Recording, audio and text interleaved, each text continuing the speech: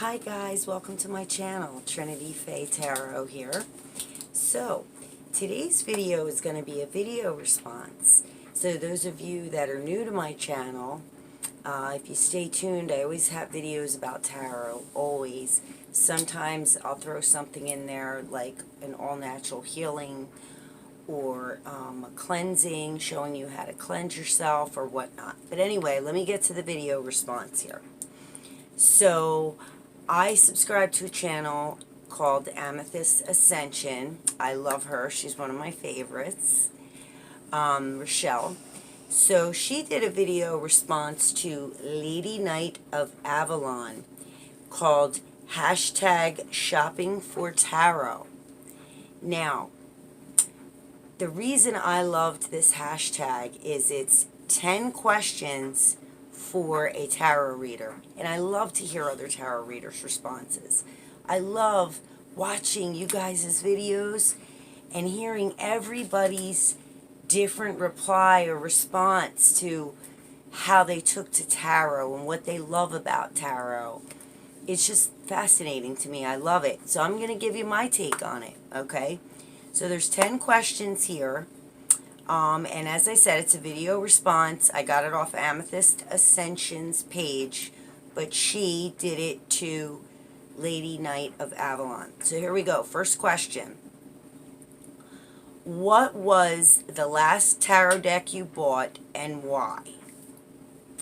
Funny thing is, I just did a video earlier today on the tarot deck I received in the mail today, and it was the Game of Thrones.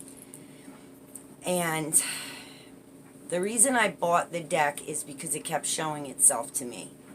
I would go to a metaphysical shop and I would see it sitting there. I would go on YouTube and go through my list of subscribers and just scroll, and I would see the deck again and again and again and again. So it just kept calling to me, and sometimes I was like, why do I keep seeing this deck? And I'd click off of that channel, go somewhere else. I'd run into it again. So anyway, I wound up liking the imagery and going on to look at some walkthroughs, and when I did, I found that I fell in love with the medieval kind of energy it had around it. Okay? So that's my answer to question 1. Question 2. What's your decision process when you buy a new deck? Let me see.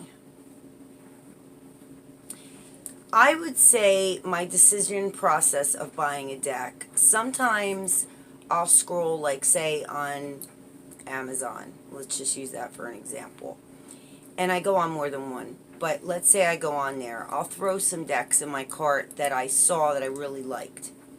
Later on, I will go back and I will look at the cards, I'll look at the deck, and if Amazon doesn't show images, I'll just Google the images of that deck, and I'll look at it, and I'll see if I feel anything. If I feel a pull, or I feel like, I don't know, I feel some kind of connection where I like the artwork, something speaking to me, then I'll buy it. When I go into a metaphysical shop, same deal. I will go through, I will see all the tarot and oracle decks, and I will know if something's telling me you're not buying any today, or nothing's striking my fancy, I'm not getting it. But if something is like keeps drawing my eye to it, and my eyes keep going to it, I get it. And I find that when I get it home, 9 times out of 10, I love it. Not saying 100% of the time. Okay, that was question 2. Question 3. What are deal breakers in a deck that keep you from buying it? One of the things that I found that I didn't like, and I actually returned a deck because of this and exchanged it for something else. One of the big things that I didn't like was in one deck, and I'm not going to say which one it was, but you might know as soon as I say this. For some reason, the deck creator, their deck was beautiful. I mean, I loved the backs. I loved the deck. I loved the imagery. What drew me away from it was I saw that they switched the swords and the wands element. And to me, it was confusing and conflicting. So they took, the swords is normally always air and the wands fire. They switched and made the swords fire and the wands air, and I just didn't like it. It took away from something for me. So stuff like that I don't like. And that's just an example, but whatever, you know. So next question, question 4. Do you like the little white book or the big guidebook better? For me, the big guidebook. I find that when I buy a deck, when you get the little white book, that's a very standard keyword meaning, like glossary for us. So we can just pick up any tarot book like that has Rider-Waite symbolism in it and get info out of it similar, with keywords similar. So it's standard, and sometimes, like let's say it's a deck that's not really Rider-Waite-ish, it may give you a little bit more of an interpretation of each card, but it doesn't give you a description of why they made the artwork look the way that it does. And when you look at a bigger guidebook, there's pictures, there's an explanation of the imagery in the card, then keywords and meanings, and then reverse meanings. So that is definitely, I would really like the big book better. And I do read it. Now, I'm not going to sit here and say I read it from cover to back, every single one that I get, but I scroll through it and I read a lot of it. Okay, so yes, I like that. Question 5. Do you have new deck rituals? I mean, when I get the deck, I go through it, okay, and I feel all the cards. And when I'm going to use it for the first time, I pick up the deck and I hold it to my chest and I pour all my energy into it. I try to take a cleansing breath and pour all my heart and energy into it and ask that the deck communicate with me as well as it can, and that spirit can help me to do that. So that would be my ritual, no matter what kind of deck it is, okay?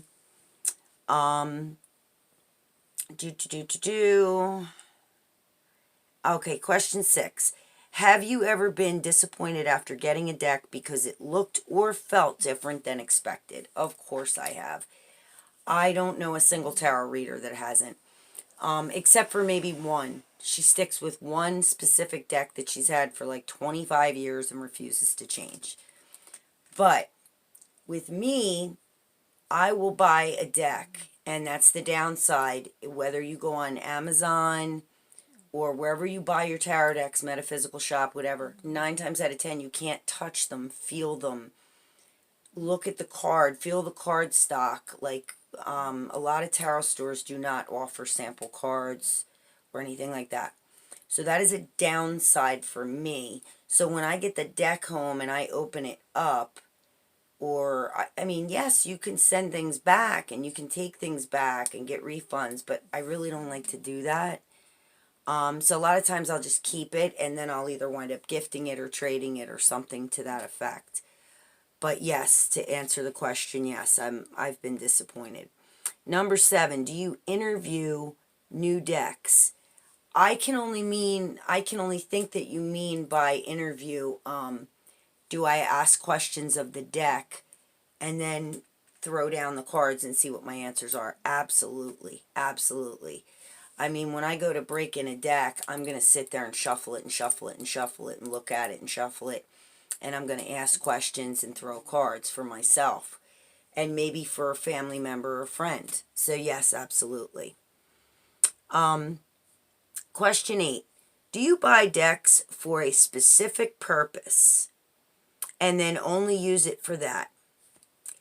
When it calls to me is when I buy the deck.